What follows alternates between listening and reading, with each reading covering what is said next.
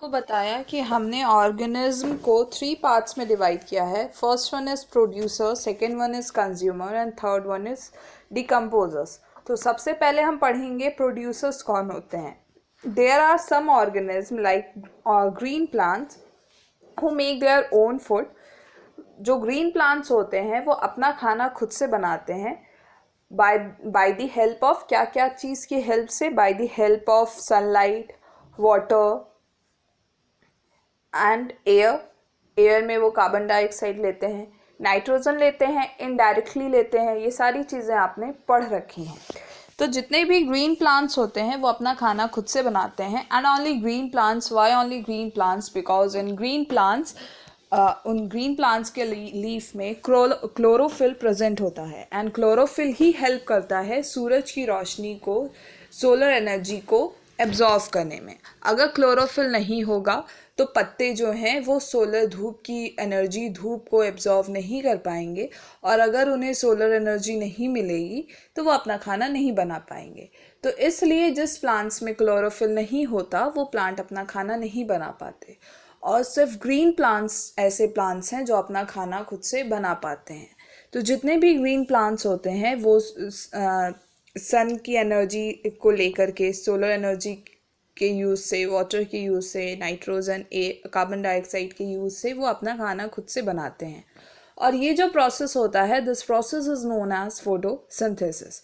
That's why we call green plants as a producer, because they produce their own food. वो अपना खाना खुद से बनाते हैं। हम इन्हें ऑटोट्रॉप्स भी बोल सकते हैं। In life process chapter we learn about autotrophs and heterotrophs. हमने ऑटोट्रॉप और हेटरोट्रॉप पढ़ा था।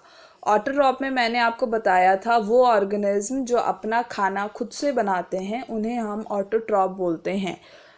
ऑटोट्रॉप को ही हम प्रोड्यूसर्स भी बोलते हैं। ठीक है, तो ग्रीन प्लांट्स आते हैं आपके प्रोड्यूसर मतलब ऑटोट्रॉप्स के ग्रुप में। इन ऑटोट्रॉप्स के ऊपर बाकी ऑर्गेनिज्म डायरेक्टली या इनडायरेक्टली डिपेंडेंट रहते हैं। जैसे आप डायरेक्टली डिपेंडेंट हो प्लांट्स के ऊपर क्योंकि आप प्लांट से खाना लेते हो, फ्रूट्स वेजिटेबल्स लेते हो।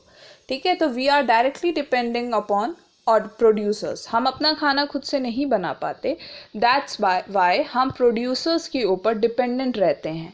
तो जो ऑर्गेनिज्म दूसरों के ऊपर न्यूट्रिशन के लिए डिपेंडेंट रहते हैं उन्हें हम हेटरोट्रॉप बोलते हैं या उन्हें हम कंज्यूमर्स बोलते हैं।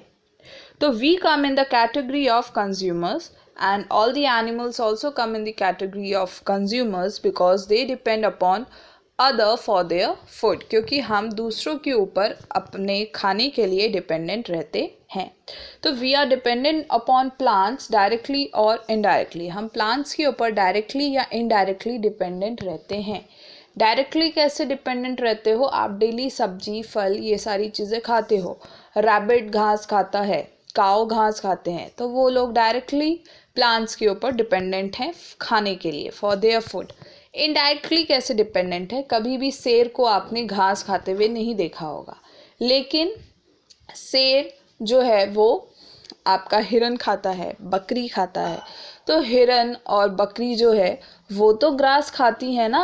अगर प्लांट्स नहीं होगा तो इनको खाना मिलेगा, हिरन को खाना मिलेगा, गोट को, बकरी को खाना मिलेगा? नहीं मिलेगा। तो जब उनको खाना नहीं मिलेगा तो उनकी स्पेसीज ख़त्म हो जाएगी, वो मर जाएंगे। तो फिर लायन को, टाइगर को कहाँ से खाना मिलेगा? तो लायन और टाइगर जो है वो डायरेक्टली तो प्लांट को नहीं खाते, वो डायरेक्टली तो प्लांट के ऊपर डिपेंडेंट नहीं रहते, बट वो इनडायरेक्टली प्लांट्स के ऊपर डिपेंडेंट रहते हैं फॉर देयर फूड। तो जितने भी ऑर्गेनिज्म हैं जो प्रोड्यूसर के ऊपर डिपेंडेंट रहते हैं फॉर देयर फूड, उन्हें हम बोलते हैं कंज्यूमर्स। कंज्यूम करना मतलब तो वो हो गए कंज्यूमर। हम लोग कंज्यूम करते हैं, हम लोग खुद से प्रोड्यूसर्स नहीं, हम लोग प्रोड्यूस नहीं कर रहे, हम लोग खाना बना नहीं रहे हैं, हम लोग कंज्यूम कर रहे हैं। तो we come in the category of consumers.